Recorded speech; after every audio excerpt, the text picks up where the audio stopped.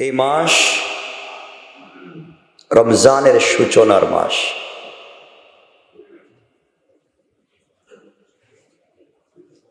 আল্লাহর রসুল বলেছেন, রজব এটা আল্লাহর মাস, শাবান এটা আমার মাস, আর রমজান এটা আমার উম্মতের মাস।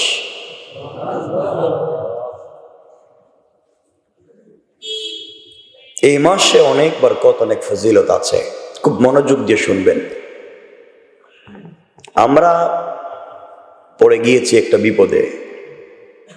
কেউ এটাকে একবারে বাদ দিয়ে দিয়েছে,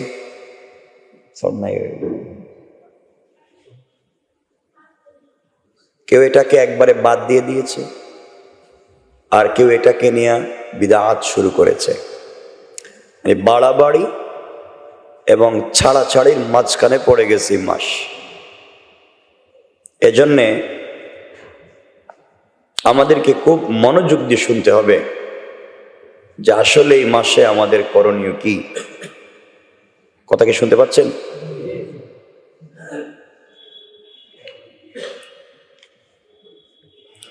রাসূল পাক সাল্লাল্লাহু আলাইহি ওয়াসাল্লাম বলেছেন, উহসু হিলালা শাবানা লিরমাদান। নবীজি বলেছেন, তোমরা রমজান মাসের হিসাব সঠিকভাবে বাহির করার জন্য শাবান মাসের চাঁদের হিসাব রাখো। নবীজি বলেছেন, তোমরা রমজানের সঠিক হিসাব রাখবার জন্যে শাবান মাসের চাঁদের সঠিক হিসাব রাখো। কে বলেছেন? আল্লাহর রাসূল। শাবান মাসের সঠিক তারিখ যদি জানা যায়, রমজান মাসের চাঁদের মতভেদ কমে যায়। এই জন্য উলামায়ে কেরাম শাবান মাসের চাঁদ খুঁজে বের করাকে ওয়াজিব বলেছেন, যেন মানুষ একদিন আগে রমজান শুরু না করে, আবার একদিন পরেও রমজান শুরু না করে। রাসূল সাল্লাল্লাহু আলাইহি ওয়াসাল্লাম শাবান মাসের ব্যাপারে এত লক্ষ্য রাখতেন, অন্য কোন মাসের ব্যাপারে তিনি এত লক্ষ্য করতেন না।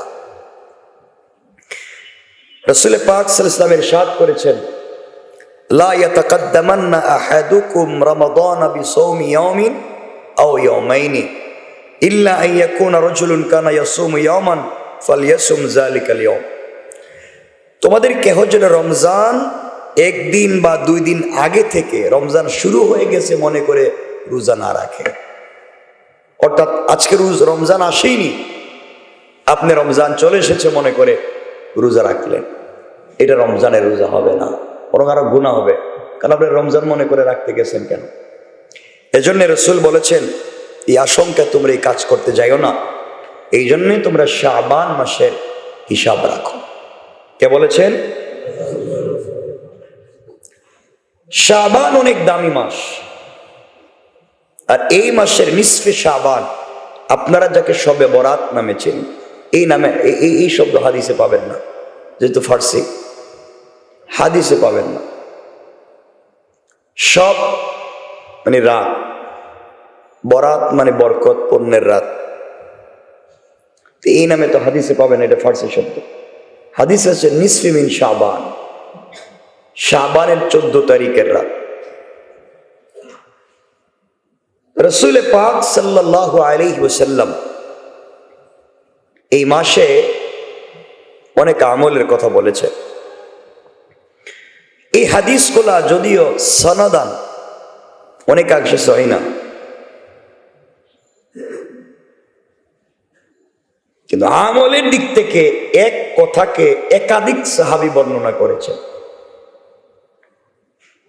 একাধিক সাহাবী রাসূলের কাছে থাকতেন, তার বর্ণনা করেছেন। এই জন্য আমলের দিক থেকে এই হাদিসগুলাকে গ্রহণ করা যায়। কথা কি বুঝতে পারছেন? কথা কি শোনা যায়? নবীজি সাল্লাল্লাহু আলাইহি ওয়াসাল্লামের অনেক সাহাবী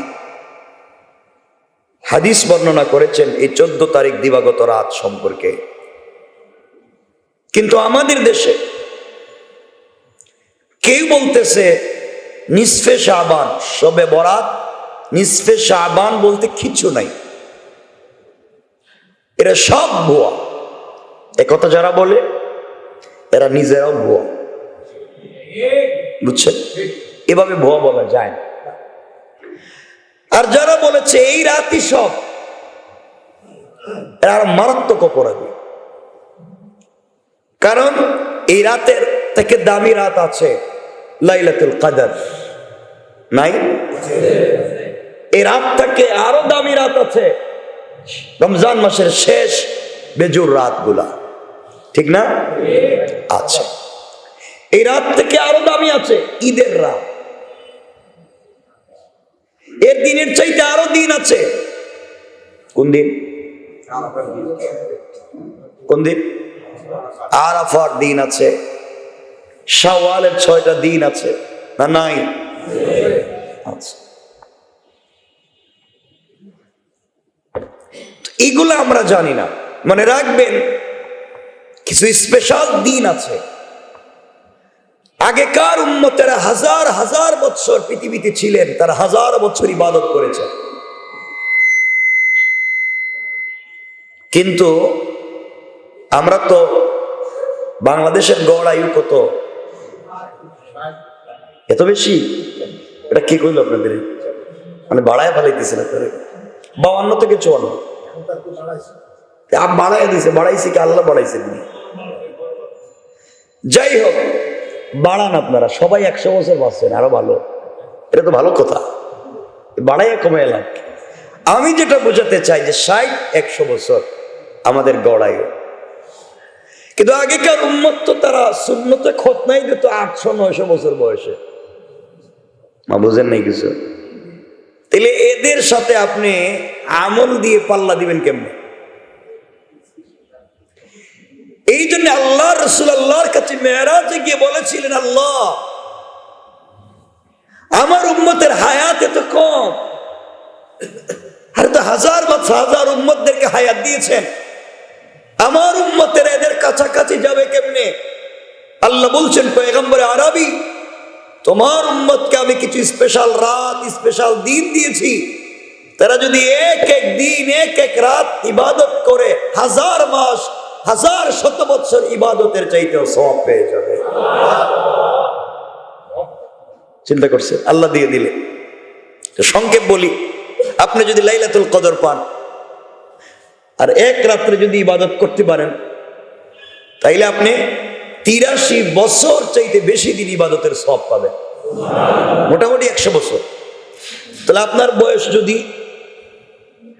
70 বছর হয়, আপনি 20 বছর কিছু বুঝলেন না, 50 বছর তো বুঝছেন না? 50 বছর বালেগ ছিলেন না?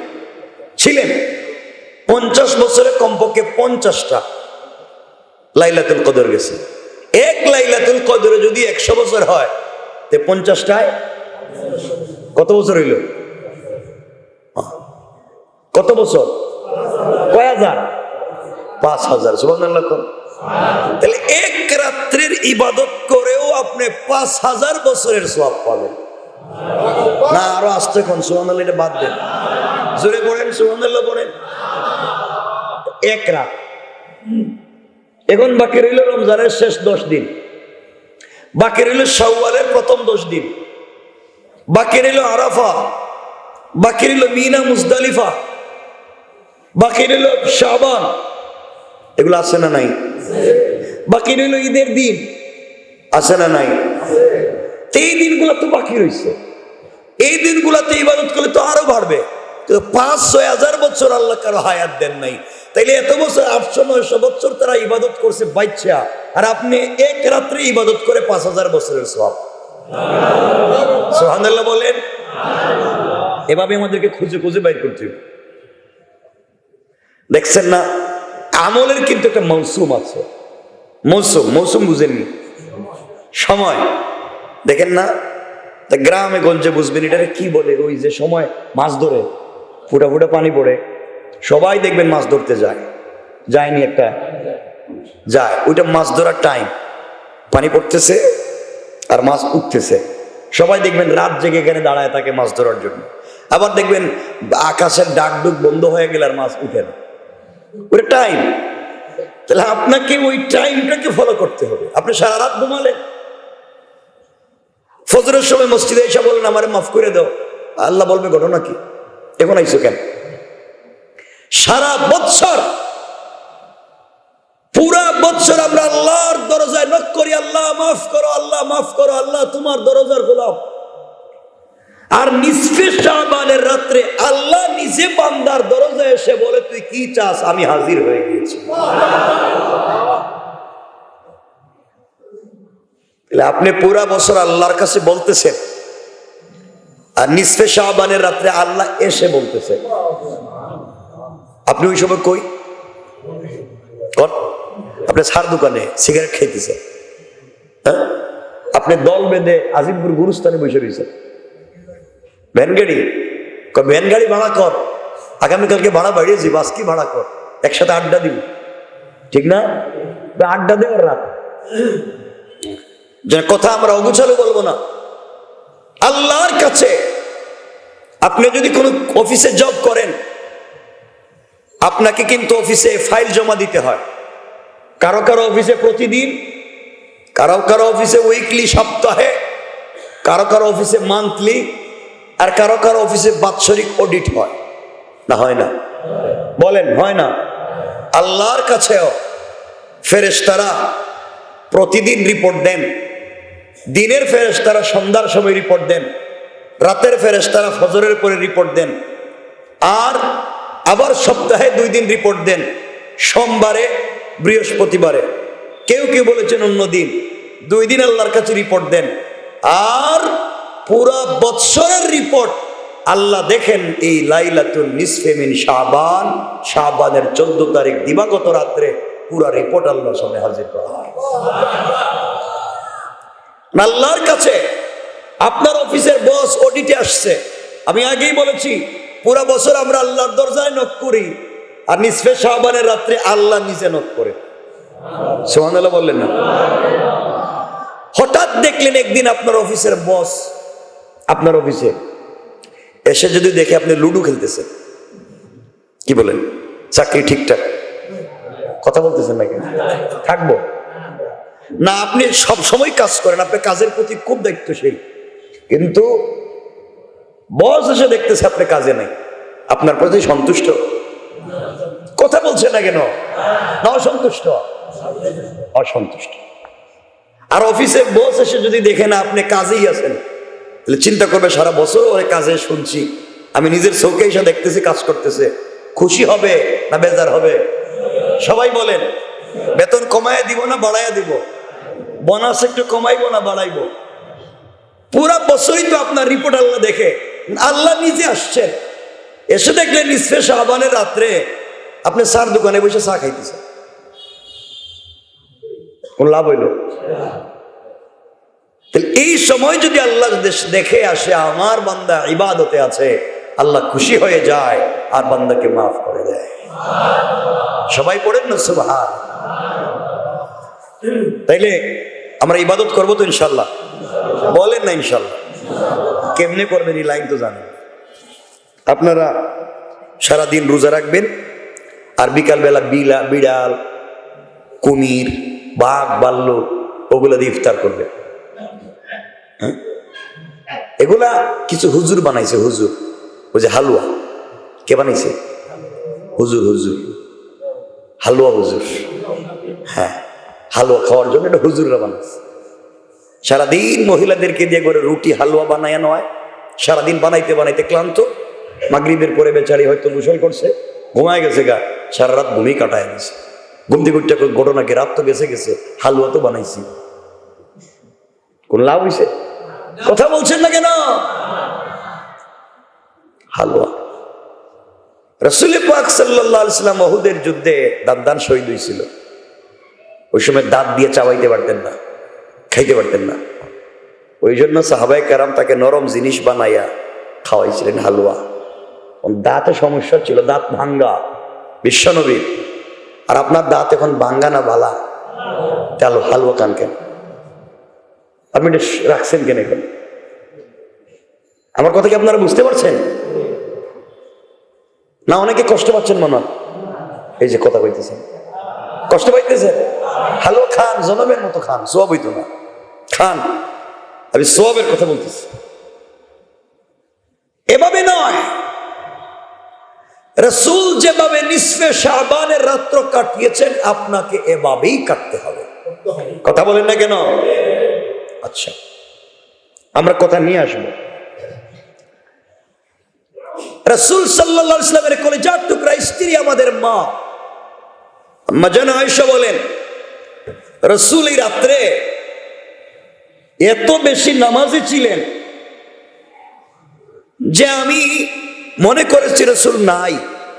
আমি রাসূলের পায়ের বৃদ্ধাঙ্গুলি সেজদায় পড়ে গেছেন, উঠেন না। আমি পায়ের বৃদ্ধাঙ্গুলি টানলাম, রাসূল হারকত করলেন, নাড়াচাড়া করলেন, বুঝলাম রাসূল আছেন। সুবহানাল্লাহ বলেন। তাইলে রাসূল 14 তারিখ দিবাগত রাত্রে কোথায় ছিলেন? কথা বলেন না কেন? কোথায় ছিলেন? নামাজে ছিলেন। কোথায় ছিলেন? আবার কয় নামাজে। জেগেইছে, কোথায় ছিলেন? বাসায়। বলেন নামাজে কোথায় ছিলেন? আবার বলেন। আয়েশা যে রাসূলের পায়ে নক করলেন, মসজিদে না বাসায়? তাহলে রাসূল নামাজে ছিলেন মসজিদে না বাসায়? তাহলে বোঝা গেল নিসফে মিন শাবানের রাত্রে নামাজ পড়তে হয় একা একা বাসায়, আপনারা মসজিদে। নামাজ খারাপ না, আপনি মসজিদে আইসা পড়লেন 500 রাকাত। কয় রাকাত? কার তরিকায়? মিথ্যা কথা কইবেন না, রাসূল কিন্তু এই রাত্রে বাড়িতে নামাজ পড়ছে। তাহলে আপনি মসজিদে নামাজ পড়ছেন আপনার তরিকায়। আপনার মনে করেছে মসজিদে আইতে, আপনি মসজিদে নামাজ পড়ছেন। রাসূল পড়ছেন কোথায়? তাহলে আপনি যদি বাসায় পড়তেন তাহলে কার তরিকা হইতো? কথা বলেন না কেন? আপনি বাসায় পড়ছেন মাত্র 2 রাকাত, কার তরিকায় হইছে? কথা বলেন না কেন? আর মসজিদে এসে পড়ছেন 500 রাকাত, কার তরিকা হইছে? এখন বলেন রাসূলের তরিকায় বেশি সওয়াব না আপনার? রাসূলের তরিকায়। এই তো বুঝছেন আপনারা। তাহলে আমার তরিকায় 1000 রাকাত পড়ার চাইতে রাসূলের তরিকায় 2 রাকাত পড়া উত্তম। রাসূল বলছেন ওই রাত্রে একা একা একা একা নিজের মন ভুলাইয়া নবীজি উঠছেন, এমনকি বউরে পর্যন্ত করলেন। সুবহানাল্লাহ বললেন না? নিজের স্ত্রী আম্মা জান আয়েশা নিজের ঘরে, আয়েশারে পর্যন্ত বলেন নাই রাসূল নিজে একা একা, কারণ নিজেরে বাঁচাও। আর আপনি বলেন বন্ধু আয় ঠেলা গাড়ি একটা ভাড়া কর, বিনোদ বিবিতে যাই, দোকানে চা খাইবো, এখানে তো বহুত কিছু খাবারের আছে, মানে পুরান ঢাকা তো যা আছে খাওয়ার খাইয়া। আর এই তো গল্প শুরু করে দিয়েছে মসজিদের পিলারে বসে বসে। আমি নিজের চোখে দেখতাম, 2 তলা 3 তলা আমি যাইতাম মাঝে মাঝে, থাকলাম আগে 2-4 বছর আগের, এখন তো পারি না। যাইতাম, গেতাম, সব ঘুমাইতেছে। এবার 6 তলা পর্যন্ত ঘুমায়। এটা কিন্তু ঘুমাইবার রাত্রি নেই, বাসার থেকে তো খয়ে আইছে, এখানে নামাজ পড়তো, হ্যাঁ ঘুমাইতেছে। এমনকি 3-4 বছর আগে আমি ধরছিলাম 4-5টা ছেলেরে, 6 তলায় গিয়ে দেখি হেরা লুডু খেলতেছে, লুডু এই রাত্রে। তাহলে সওয়াব কি হইতেছে না আযাব হইতেছে? কথা বলেন না কেন? তাহলে আপনারা আমাকে বলেন, আমরা আমাদের নিজের মন গড়া তরিকায় চলবো না রাসূলের? সবাই বলতে হবে নিজের মন গড়া না রাসূলের? মনে রাখেন, আমরা এভাবে আলোচনায় যাব। খুব লম্বা করবো না, এরপরে আপনাদেরকে বোঝাবার জন্য 2-3 মিনিট নিব আজকে, কষ্ট হবে না তো? রাসূলের তরিকা। নবীজি সাল্লাল্লাহু আলাইহি ওয়াসাল্লাম ইবনে আব্বাস থেকে বর্ণনা করেন, ইবনে আব্বাস বর্ণনা করেন রাসূল থেকে,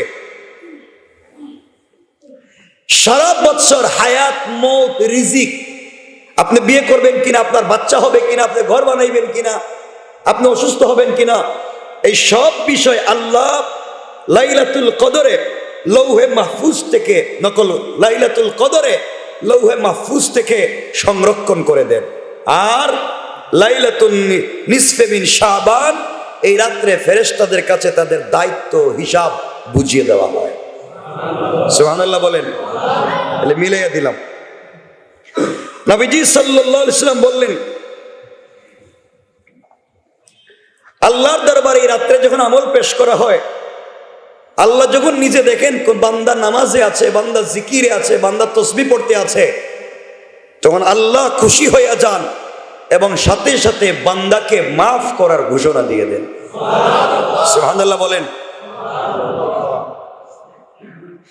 ইবনে মাজার একটা হাদিস, ইদা কানাত লাইলাতুন নিসফি মিন শাবান, আমি হাদিস বলছি, ইবনে মাজা, ফাকুমু লাইলাহা ওয়া সুমু ইয়াওমাহা, তোমরা রাত্রি জাগরণ করো এবং পরের দিন রোজা রাখো। সুবহানাল্লাহ বলেন। কারণ কি? ফাইন্নাল্লাহ তাআলা ইয়ানজিলু ফিহা লিগুরুবি শামসি ইলা সামাঈদ দুনিয়া, কারণ এই রাত্রে সূর্য ডুবার সাথে সাথে আল্লাহ পৃথিবীর আসমানে চলে আসেন। এই আওয়াজে না জোরে বলেন। ফায়াকুলু আলা মিন মুস্তাগফিরিন ফাগফির লাহ, আলা মিন মুস্তারজিকিন ফারজুক লাহ। আসরে কোন গুনাহগার, আমি আল্লাহ কাছাকাছি এসেছি, তুমি আমার কাছে চাও, আমি ফজরের আগে মাফ করে দেব। আসরে কেউ পয়সা পাতি নাই, রিজিক নাই, আমার কাছে চাও, আমি তোমার রিজিকের ফয়সালা করে দেব। এইভাবে আল্লাহ ডাকতে থাকেন, আলা কাজা হাত্তা ইয়াতলু আল ফজর, ফজর পর্যন্ত আল্লাহ নিজেই ডাকতে থাকেন। তুমি সারা বছর ডাকছো, আর আল্লাহ এই রাত্রি নিজে ডাকেন। সুবহানাল্লাহ বলেন। উম্মুল মুমিনিন আয়েশা সিদ্দিকা রাদিয়াল্লাহু তাআলা আনহা বলেন, আমি রাসূলকে শাবান মাসে এত বেশি রোজা রাখতে দেখেছি, অন্য কোন মাসে এত বেশি রোজা রাখতে দেখিনি। সুবহানাল্লাহ বলেন না। অতঃপর রাসূল এক বর্ণনায় বলেছেন যে রাসূল কয়েকদিন ছাড়া পুরা শাবান মাস রোজা রাখতেন। আমি আপনাদেরকে বলছি না শাবান মাস, হঠাৎ করে রমজানের প্রথম দিন থেকে রোজা রাখা শুরু করলেন, আপনি অস্থির হয়ে যাচ্ছেন। আপনি হঠাৎ করে শুরু করেছেন 11 মাস পরে। এই জন্যে শাবান মাস থেকে আস্তে আস্তে ট্রেনিংটা শুরু করেন, আস্তে আস্তে একটা দুইটা করে রোজা রাখেন, তাহলে শাবানে গেলে আপনার কষ্ট হবে না।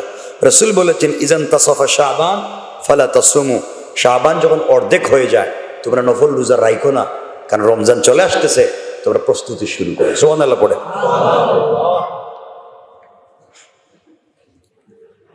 হাদিস থেকে জানতে পারলাম শাবানের 14 তারিখ রাত্রে আল্লাহ তাআলা বান্দাদের দিকে মনোনিবেশ করেন এবং তিনি মাফ করে দেন। সুবহানাল্লাহ বলেন। সবাইকে মাফ করেন। সুবহানাল্লাহ কোন আজকে দেখি কারে মাফ করেন? সবাইকে। ইল্লা লিমুশরিকিন, যে মুশরিক আল্লাহ তাকে মাফ করবেন না, যে হিংসুক আল্লাহ তাকে মাফ করবেন না। কয়টা বললাম? 3 নাম্বার, যে মাতা পিতার অবাধ্য তাকে মাফ করবেন না। 4 নাম্বার, আত্মীয়তার বন্ধন ছিন্ন করে তাকেও মাফ করবেন না। 5 নাম্বার, যে পায়ের গিরার নিচে কাপড় পরে, পায়ের গিরা বুঝেননি আপনারা, পরেননি না, আপনারা পরেন না, এটা পরে কেটাতে, পায়ের গিরার নিচে যারা কাপড় পরে এদেরকেও মাফ করবেন না। 6 নাম্বার, যারা মাদক সেবন করে তাদেরকেও মাফ করবেন না। তাহলে আজকের রাত্রে আল্লাহ নিজে আসমানে আইসা পুরা জাতিকে মাফ করার ঘোষণা দিছেন। কয় দল মানুষ ছাড়া? সবাই বলেন। এখন দেখেন আপনি দলে আছেন, 1 মুশরিক, যত ইবাদত করেন আজকে মাফ নাই। 2 হিংসুক, হিংসা আসেনি ভিতরে? নাই মনে হয়। আমরা তো একবারে ফেরেশতা, ওলিয়া উলিয়ার মতো, কোন হিংসা ভিতরে। 2 নাম্বার হিংসুক। দেখবেন অনেক ওলিয়া উলিয়া আছে, ফেসবুকে তো চমৎকার চমৎকার স্ট্যাটাস দেয়, কিন্তু এর ভিতরে হিংসা মানে কি? তা হিংসার ভিতরে গাঁটটি রেখে দিচ্ছে, কিন্তু অনলাইনে তো হে ফেরেশতা, একবার আল্লাহর ওলি। এগুলো আছে না? বলেন নাই? অনেক। 3 নাম্বার, মাতা পিতার অবাধ্য। 4 নাম্বার, আত্মীয়তার বন্ধন নষ্ট করে। 5 নাম্বার, মদ পান করে মাদক দ্রব্য সেবন করে। 6 নাম্বার, পায়ের গিরার নিচে কাপড় পরে। আল্লাহর রাসূল বলছেন এদেরকেও তিনি এই রাত্রের আল্লাহ মাফ করবেন। কয় দল পাইলাম? 6 দল। খুব মনোযোগ দিয়ে শোনেন। মুশরিকদেরকে মাফ করবেন না কেন? মুশরিক মানে কি? বিদ্রোহী। মুশরিক মানে বিদ্রোহী। যারা স্বাধীন রাষ্ট্র করতে বিদ্রোহ করেছে, রাষ্ট্র তাদেরকে মাফ করে? আরে পৃথিবীর কোন রাষ্ট্র তাদেরকে মাফ করে? এটা রাষ্ট্রের বিরুদ্ধে যারা বিদ্রোহ করে এদেরকে যেমন রাষ্ট্র মাফ করে না, যারা শিরিক করে এরা আল্লাহর একত্ববাদের বিরুদ্ধে বিদ্রোহ করে, মানে না, আল্লাহ তাদেরকে মাফ করে দিবেন না। তাইলে যারা শিরিক করে আল্লাহ তাদেরকে এই রাত্রে মাফ করবেন না। অনেক লম্বা আলোচনা, আমরা এটা করব না। 2 নম্বর, যারা হিংসা পোষণ করে আল্লাহ তাদেরকে এই রাত্রে মাফ করবে না। অমুকের 2টা বাড়ি, আমার একটাও নেই। একসাথে 2 বন্ধু পড়লাম, আমি ঠেলা চালাই আর হ্যাঁ দেখি বিসিএস ক্যাডার। হিংসা আসেনি? অমুকের দোকানে ব্যবসা হয়, আমার হয় না। অমুকের ছেলে মেয়ে এত ভদ্র, আমার এগুলো সুর। হিংসা আসেনি? আছে। মাফ পাওয়ার সম্ভাবনা নাই। বলেন সম্ভাবনা নাই। কেন বললাম? মনোযোগ দিয়ে শোনেন। কারো ভালো হইলে আরেকজনের অস্বস্তি বোধ হয়, মানে একজন আরেকজনের ভালো চাইতে পারে না, ভালো দেখতে পারে না। এটা হচ্ছে দিলে মারাত্মক একটা দাগ হয়ে যায়। ছোট্ট করে একটা ঘটনা বলি। হিংসা, খিজির আলাইহিস সালাতু ওয়াস সালাম, খিজির বা খাজির যাই বলেন, এক প্রতিবেশী আরেক প্রতিবেশীর ঘর সম্পত্তি দেখে শুধু হিংসা হয়। পাশের ঘরে লোকের এত কিছু আছে, আমার নাই, হিংসা হয়। সে মনে মনে ভাবত, তার যা আছে আমার যদি ডাবল হইতো তাহলে আরো ভালো হইতো। কেমনে করবে সে? একদিন হযরতে খিজিরের সঙ্গে দেখা হলো। খিজিরকে বলল, হুজুর আমার জন্য দোয়া করবেন যেন প্রতিবেশী যা কিছু পায় আমি যেন তার ডাবল পাই। প্রতিবেশীর যা হবে আমার যেন ডাবল। হযরত খিজির দোয়া করলেন, আল্লাহ প্রতিবেশীর যাও এর ডাবল দিও। এর একদিন পর প্রতিবেশীর কিছুদিন পরে একতলা একটা বাড়ি বানাইল, তার হয়ে গেছে 2 তলা। কম হয়েছে না বেশি হয়েছে? সে খুব খুশি হইল, খিজিরের জন্য দোয়া করলো, যাক আমার একটা কাজে লাগছে। কিছুদিন পরে প্রতিবেশীর 2টা ঘোড়া হয়েছে, তারা আল্লাহ 60টার মালিক বানায় দিছে। হে খুশি হয়েছে না? খুশি হয় নাই? কিছুদিন পরে প্রতিবেশীর ধরেন 10 বিঘা জমি হয়েছে, তার 20 বিঘা, ডাবল। হে কইতেছে খিজিরের পাইলে তো আরো বাড়াইয়া নিতাম। কি খুশি!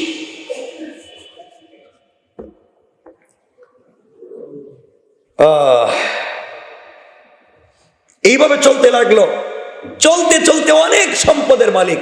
এক কথা, প্রতিবেশীর যা হয় তার ডাবল হয়।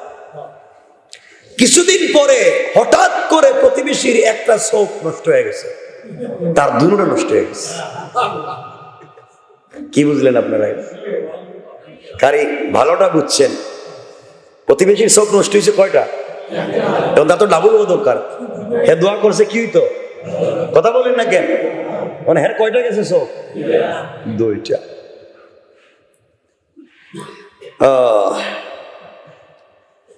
কিছুদিন পরে হযরতে খিজিরের সঙ্গে তার দেখা। খিজির জিজ্ঞাসা করলেন, ব্যাপার কি, কেমন আছো? আর কইেন না, আপনার দোয়াটা এটা ফাল্টাই আনেন, আর দরকার নেই। ও কেন? যা হয়েছিল তো হয়েছিল, ওর এর 1 চোখ গেছে, আমার 2 চোখ গেছে। খিজির বললেন আরো বাকি আছে। ফায়দারে বলতেছে আমার দোয়ার দরকার নেই, কারণ সাবে পড়ছে তো, ঠেলায় পড়লে ফায়দা। কথা বললেন না কেন? এখন হযরতে খিজির বললেন আমার কিছু করার নাই, দোয়া যেহেতু করে ফেলেছি আমার কিছু করার নাই, তোমার মন মানসিকতায় যে নিয়ত করে রেখেছো তাই হবে। কিছুদিন পরে দেখা যায় প্রতিবেশীর একটা পা ভেঙে গেছে, পা নষ্ট হয়ে গেছে, তার 2 পা। কিছুদিন পরে প্রতিবেশীর একটা বাড়ি নষ্ট হয়েছে, তার 2 বাড়ি। আস্তে আস্তে করে প্রতিবেশীর যা হয়েছে তার ডাবল হয়ে গেল। অর্থাৎ আপনি হিংসায় পড়ে লোভে পড়ে যাই করবেন, দুনিয়ার জমিনে আপনাকে তা ভোগ করাই লাগবে। এই জন্যে আল্লাহ রাব্বুল ইজ্জতুল জালাল এই রাত্রেও মাফ করে দেন। 2 নম্বরে হিংসুককে মাফ করেন না। এই জমিনে হিংসার অভাব নাই। দেখবেন একজন এলাকার ভিতরে একজন বড় আলিম হয়ে গিয়েছে, সমাজে সম্মান হয়ে গিয়েছে, দুনিয়ার মানুষ তাকে ইজ্জত করে। এখন তার হইল না কেন, সে পারলো না কেন? এই জন্য হিংসা করে। কথা বলে না কেন? এই জন্য হিংসা করে, রাত দিন বদনাম করে, গীবত করে, শাকায়াত করে। হিংসা মানুষের নেক আমলকে এভাবে জ্বালিয়ে দেয়, আগুন যেভাবে খড়কুটাকে জ্বালিয়ে দেয়, হিংসা মানুষের নেক আমলকেও জ্বালিয়ে দেয়। হিংসা মানুষকে ধ্বংস করে দেয়। আর আপনি যদি হিংসা বাদ দিতে পারে, আল্লাহ তাআলা আপনাকে ইজ্জতের মালিক বানাইয়া দিবে। সুবহানাল্লাহ বলে। হিংসার অভাব নাই। দেখবেন 2 জন স্টুডেন্ট কলেজে পড়তে একসাথে, মাদ্রাসায় পড়তে একসাথে, একজন অনেক উপরে চলে গেছে, একজন হয় নাই। এ সারাদিন দেখবেন এর বদনাম করে। কথা বলেন না কেন? সারাদিন এর পিছনে লেগে থাকবো, এর দিয়ে আমি কিছু, ও ও এটা তো ডাকাতি করে হয়েছে, ও এটা তো ভুয়া, মানে সারাদিনই আপনার বদনাম করবে। কেন? ওই দিলের ভিতরে এটা লেগে গিয়েছে, তার হিংসা। আল্লাহ বলছেন সে যত ইবাদত করো কবুল হবে। এমনকি নিসফে শাবানের রাত্রেও মাপ পাওয়ার সম্ভাবনা এই সমাজে আছে। হুজুরে হুজুরে একজন আরেকজনকে হিংসা করে, এক বিসিএস আর এক বিসিএস রে হিংসা করে, একজন অফিসের কলিগ আরেকজন অফিসের কলিগকে হিংসা করে। আছে না নাই? অভাব নাই, সমাজ নষ্ট। সংক্ষেপ করে দিলাম। 3 নাম্বার, যারা মা বাপের অবাধ্য, আল্লাহ তাদেরকে ওই রাত্রে মাফ করবেন না। কেমনে মাফ করবেন না? দুনিয়ার জমিনে ভালো করে বুঝেন। আপনি যদি মা বাপকে সন্তুষ্ট করতে পারেন, তাদের মাধ্যমে দোয়া কবুল করাতে পারেন, আল্লাহ তাআলা দুনিয়ার জমিনে তোমাকে সম্পদের মালিক বানাবে, ইজ্জতের মালিকও বানাইয়া দিবে। সুবহানাল্লাহ। ইরাকে এক ব্যক্তি বসবাস করত। সংক্ষেপ করে শুনেন। সে শুনতে পেল, ইরাকের এক লোক শুনতে পেল, সিরিয়ার মধ্যে একজন আশ্চর্য ব্যক্তি আছে, মুস্তাজাবুদ দাওয়া, হাত উঠাইলে দোয়া কবুল হয়ে যায়। ওই লোকটা সফর করে করে বুজুর্গের কাছে যাইতে চাইল। জীবনে এমন লোক যদি পাই, হাত উঠালে দোয়া কবুল হয়ে যায়, তার কাছে গিয়ে আমি আমার নিজের জন্য দোয়া করাইতে চাই। আল্লাহর এই গোলাম ইরাক থেকে সফর করে সিরিয়ায় পৌঁছে গেল। সেই বুজুর্গের বাড়ি চিনে না। অতঃপর খুঁজতে খুঁজতে দেখলো একজন গোলাম 2টা শুকরকে যত্ন করে গোসল করাচ্ছে। জিজ্ঞাসা করলো, জানতে চাইলো, ভাই আপনাদের এই দেশে একজন ব্যক্তি আছে যিনি মুস্তাজাবুদ দাওয়াত, হাত উঠাইলে দোয়া কবুল হয়ে যায়, আল্লাহর বড় প্রিয় পাত্র, আপনি কি তাকে চিনেন নাকি? লোকটি বলল, যেই লোকটার হাত উঠালে দোয়া কবুল হয়ে যায়, যাকে আপনি খুঁজতেছেন, সে আর কেউ না, আমি হলাম সেই ব্যক্তি। ইরাকের লোকটা বিশ্বাস হলো না, অবাক হয়ে জিজ্ঞাসা করলো, আপনি মুস্তাজাবুদ দাওয়া, আপনার সব দোয়া আল্লাহ কবুল করে, তো আপনি শুয়োর গুলাকে গোসল করাচ্ছেন, আপনি তো খারাপ কাজ করেন, আপনার দোয়া কেমনে কবুল হবে? বিশ্বাস হতে লাগলো না। আপনি কেন গোসল করাচ্ছেন? বলেন, আপনাকে তো মুসলমানই মনে হচ্ছে না, আপনি নিজেকে মুস্তাজাবুদ দাওয়া মনে করছেন, আপনাকে তো আমি মুসলমান মনে করছি না, বলেন তো কি? লোকটি বলল, আমি সত্যি সত্যি আমি লোক। কেমনে বলেন? এই যে দোয়া করলে, আমার দোয়া করলে যা দোয়া করবো সব কবুল হয়ে যায়। আল্লাহর কাছে দোয়া করেছি, আল্লাহ আমাকে যা দিয়েছে, তোমার জন্য যদি এখন দোয়া করি, আল্লাহ সব তোমাকে দিয়ে দিবে। কিন্তু আল্লাহর গোলাম জানতে চায়, বাইরে বুঝলাম সব কথা, কিন্তু আমি জানতে চাই তুমি শুকরগুলাকে গোসল করাচ্ছ কেন? আমি জানতে চাই। আল্লাহর গোলাম বলতেছে, ভাইরে, যেগুলাকে দেখতেছো আমি গোসল করাচ্ছি, এগুলা অরিজিনাল শুকর নয়, এগুলা হচ্ছে আমার মা বাপ, আমার মাতা পিতা। এরা দুনিয়ার জমিনে একটা নিকৃষ্ট গুনাহ করেছে, গুনাহ করবার কারণে আল্লাহর গজবে তারা এমন হয়ে গিয়েছে, আল্লাহর গজবে মানুষ থেকে তারা শুকর হয়ে গিয়েছে। এখন আমার মা বাপ তো যাই হোক, এরা তো আমার মা বাপ, এদেরকে ফেলে দিতে পারি না, এদের খিদমত করে যে এদের সেবা করে যাই। আর এদের খিদমতের কারণে আল্লাহ তাআলা আমাকে মুস্তাজাবুদ দাওয়া বানিয়ে দিয়েছে। সুবহানাল্লাহ, জোরে বলে। এখন তারা যাই করো, তোমাকে জন্ম দিয়ে পৃথিবীর আলো বাতাস দেখিয়েছে, তাদের সাথে উত্তম আচরণ তোমাকে করতেই হবে। ঠিক কিনা বলেন? আমার বন্ধুগণ, আল্লাহর গোলাম বলছে, সব দোয়া যদি আপনার কবুল হয়ে যায়, তাহলে আপনি দোয়া করেন না কেন শুকর গুলাকে যেন আবার মা বাপ বানাইয়া দেয়। কথা ঠিক নেই? ঠিক না? তিনি বললেন, বাইরে দোয়া করতে পারি, শুকর গুলাকে আবার মানুষ বানাইয়া দেন, কিন্তু আল্লাহর সৃষ্টির বিরুদ্ধে দোয়া করলে তো কবুল হবে না। আমি যদি আল্লাহরে বলি, আল্লাহ আসমান রাজকে জমিন বানাইয়া দাও, হবে না? রাত্রে দিন বানাইয়া দাও, হবে? কেন? আল্লাহ যেভাবে যেই জিনিস সৃষ্টি করেছেন, এই সৃষ্টির বিরুদ্ধে দোয়া করে পরিবর্তন করার শক্তি আল্লাহ কাউরে দেন নাই। এই জন্য আপনি যদি মাটির পুতলা নিয়ে দোয়া করেন, শোনা হয়ে যাক, হইবনি? কথা বলেন। কারণ এটা পরিবর্তন করতে পারবেন কে? আর জোরে বলেন কে? এই জন্য মনে রাখবেন, 1 নম্বরে শিরিককারীকে আল্লাহ মাফ করবেন না, 2 নম্বরে হিংসুককে আল্লাহ মাফ করবেন না, 3 নম্বরে মা বাপের অবাধ্য যারা তাদেরকে মাফ করবেন না, 4 নম্বরে যারা আত্মীয়তার বন্ধন ছিন্ন করে, আত্মীয়তার সম্পর্ক ঠিক রাখতে চায় না, আল্লাহ তাআলা তাদেরকে মাফ করবেন না, 5 নম্বর যারা মাদক সেবন করে, মদ পান করে, মাদক সেবন করে, আল্লাহ তাআলা তাদেরকে মাফ করবেন না, 6 নম্বর এই রাত্রে যারা পায়ের গিরার নিচে কাপড় পরে, আল্লাহ তাদেরকেও মাফ করবেন না। কথা কি বুঝতে পেরেছে? আমরা মাপ পেতে চাই কি চাই না? জোরে বলুন, চাই কি চাই না? এই জন্য তওবা করতে হবে, এগুলার থেকে ফিরে আসতে হবে। এখন কথা হলো, তওবা ছাড়া বিকল্প কোনো পথ নাই। 6 গুনার যদি কোনো গুনাহ হয়ে যায়, আল্লাহর কাছে তওবা করে ফেলতে হবে, মাফ চাইতে হবে। তওবা কবুল হওয়ার জন্য 4টা শর্ত। কয়টা? আপনি শুধু আস্তাগফিরুল্লাহ, এই মাত্র শয়তানি করলেন, আস্তাগফিরুল্লাহ, গালি দিলেন, আস্তাগফিরুল্লাহ, শয়তান কো আল্লাহ, এই কাম তো আমি জীবনে করিনি, হে যাই করে আস্তাগফিরুল্লাহ, মাপ পাওয়ার সম্ভাবনা নাই। তাহলে দোয়া কবুল, তওবা কবুলের শর্ত কয়টা? সবাই বলেন। তওবা যদি কবুল করাতে হয়, তওবা কবুলের শর্ত হলো 4টা।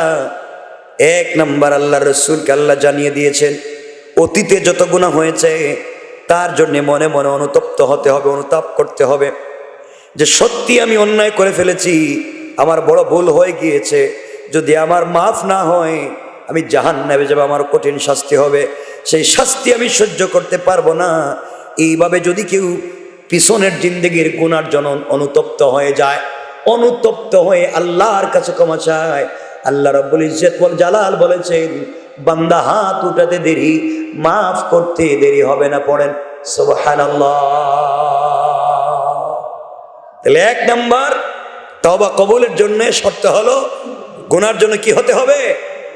অনুতপ্ত হতে হবে। আপনি বললেন, আল্লাহ জানি না আমার জীবনে কোনো গুনাহ আসেনি, কোনো অন্যায় করছিনি। আল্লাহ কয়, শয়তান করছ কি, সারা জীবন গুনাহ করছস, কেউ জানোস না।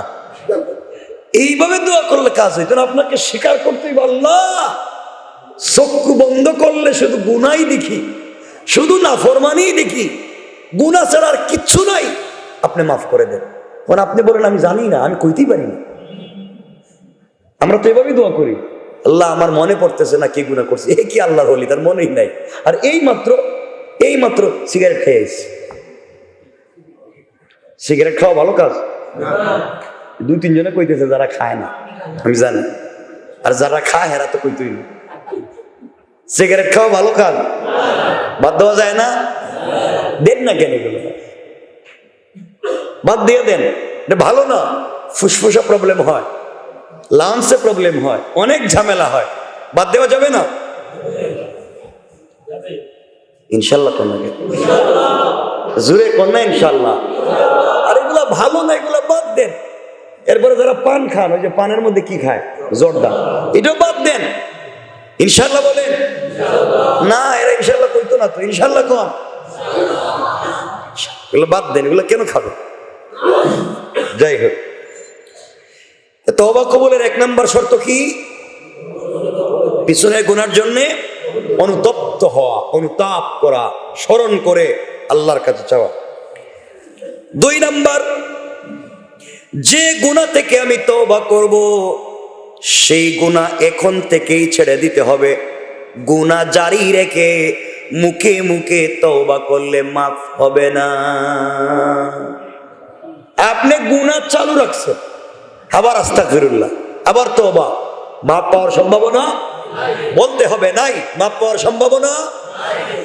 তাহলে তওবার 2 নম্বর শর্ত, যে গুনাহ থেকে তওবা করবেন এই গুনাহ ছেড়ে দিতে হবে, আল্লাহর কাছে বলতে হবে, আল্লাহ তাআলা গুনাহকে এই মাত্র ছেড়ে দিলাম।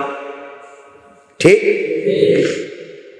3 নম্বর হলো আল্লাহর কাছে পাক্কা ওয়াদা করতে হবে, যে গুনাহ করছি আগামীতে আর কোনোদিন গুনাহ করব না, গুনাহ করব না।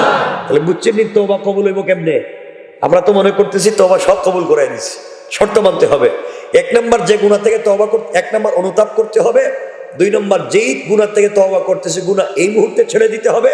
3 নম্বর, ভবিষ্যতে আর করব না, এই গ্যারান্টি দিতে হবে, এই ওয়াদা দিতেই হবে, ভবিষ্যতে আর করব না। এটা না দেওয়া পর্যন্ত আপনি মাপ পাবেন না। কিন্তু আমরা তো ভবিষ্যতে আবার শুরু করে দিই। রমজান মাসে কত ভালো মানুষ তসবিও পড়ে, কি লম্বা লম্বা তসবি, মসি ছাড়েই না।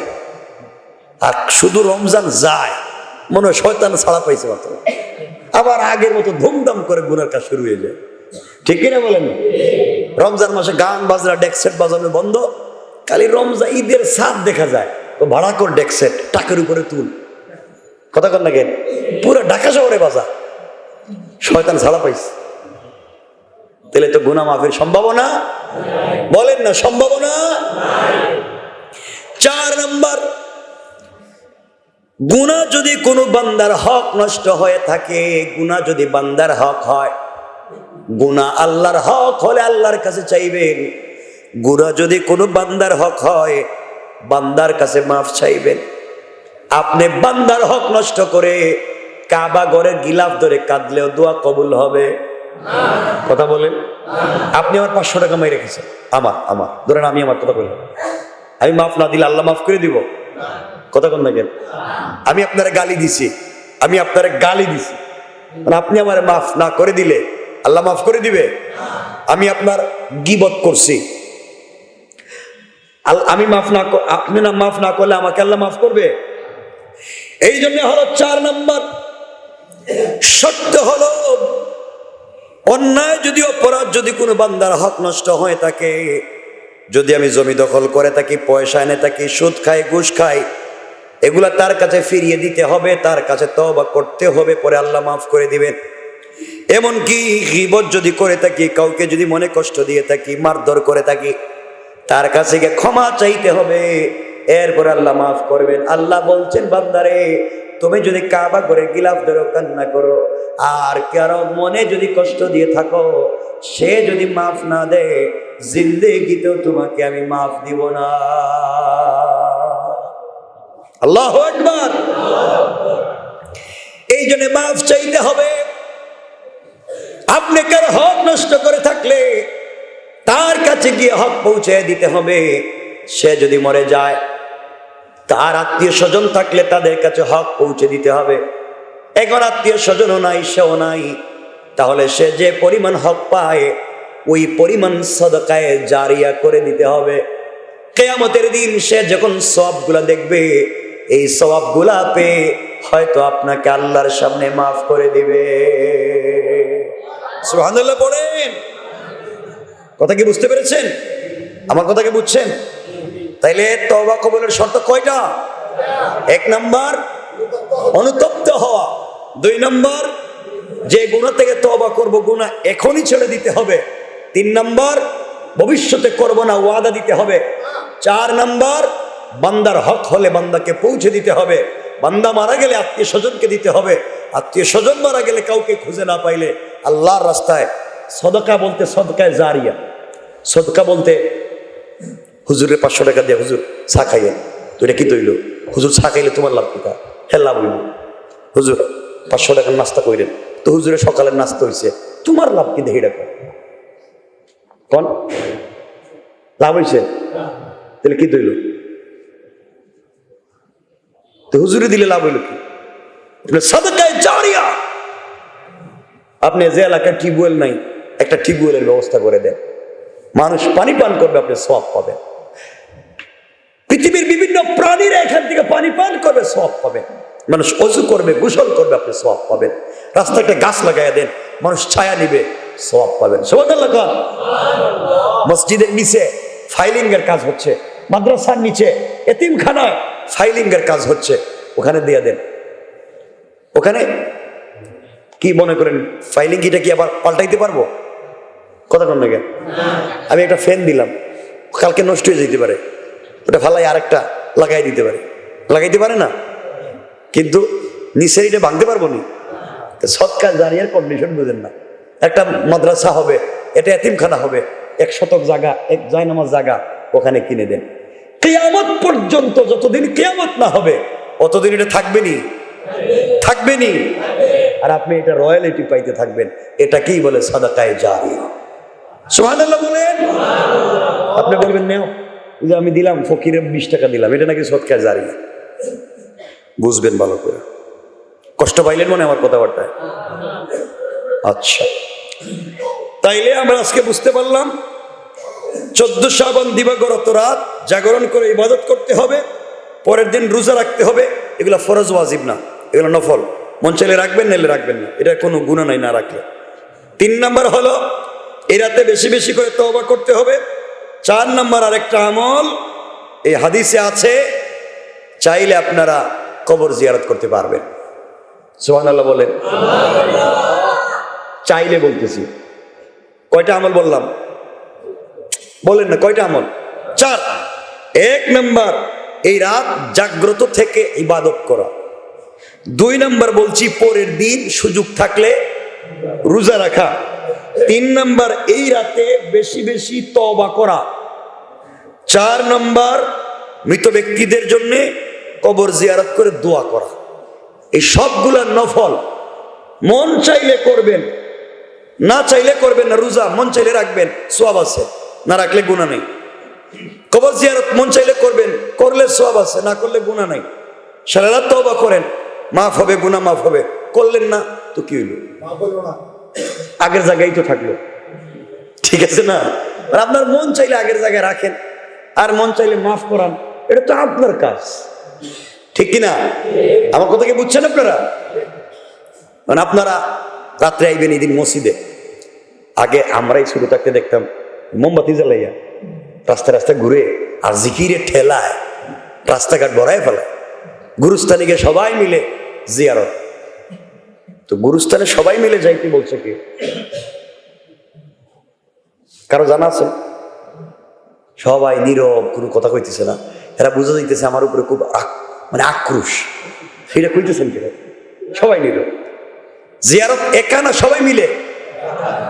দেখেন না হাদিস বলি, রাসূল নামাজ পড়ছেন একা না সবাই মিলে? একা। কোথায় করছেন আপনি? কই? মসজিদ। ঘরে করবেন, বাচ্চাদেরকে নিবেন, সবাই নিয়ে ঘরে, সব মসজিদে নিয়ে। আম্মা জানা আয়েশা সিদ্দিকা রাদিয়াল্লাহু তাআলা আনহা বলেন, আর অনেক কথা বলতে চাইছিলাম, শেষ হয়ে গেছে আমাদের সময়ের উপরে। আমি 2 মিনিট বললে কষ্ট হবে না তো আপনাদের? রাসূল সাল্লাল্লাহু আলাইহি ওয়াসাল্লাম এক রাত্র আমার ঘরে রাত্রি যাপন করতে লাগলেন। আমার ঘরে থাকবার কথা ছিল, অর্ধেক রাত্র হয়ে গিয়েছে। রাসূল পাক সাল্লাল্লাহু আলাইহি ওয়াসাল্লাম ঘুম থেকে উঠলেন, চাদর গায়ে দিতে দিতে যখন তিনি উঠতে লাগলেন, আমি আর রাসূল এক চাদরের নিচে ঘুমিয়েছিলাম।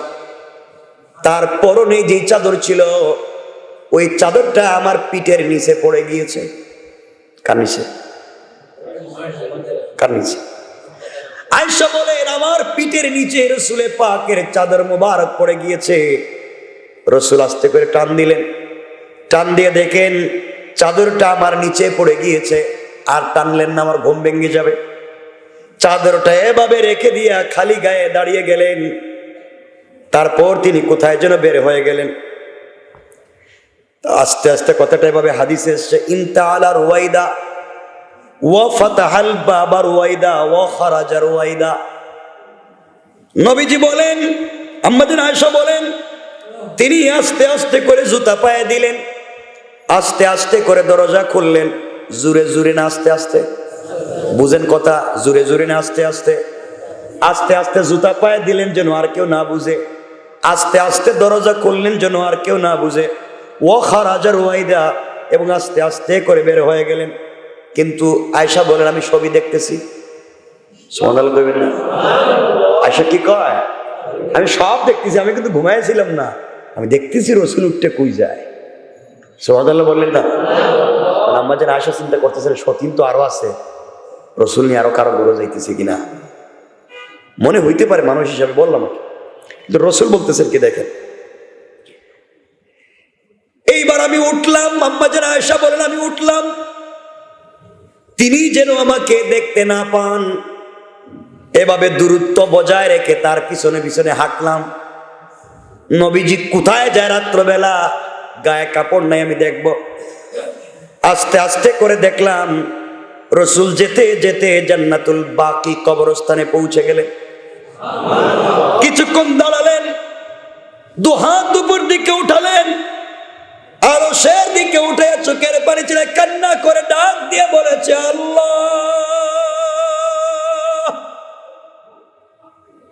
চিৎকার করে কাঁদতেছি আর চোখের পানি ছেড়ে দোয়া করতেছে আর বলতেছে আল্লাহ, আয় আল্লাহ আজকে রাতের খাতিরে পুরা কবরবাসীদেরকে মাফ করে দাও। এইভাবে কান্না করে করে দোয়া শেষ করে রাসূল যখন ফিরে আসবেন, আম্মা জান আয়েশা বলেন আমি দুম দৌড়, রাসূল যেন আমারে দেখতে না পারে। আমি দৌড়ে এসে বিছানায় আগে যেভাবে ঘুমিয়েছিলাম এভাবে ঘুমিয়ে পড়লাম। রাসূল বুঝবেন আমি যেভাবে রেখে গেছি আয়েশা এভাবেই আছে।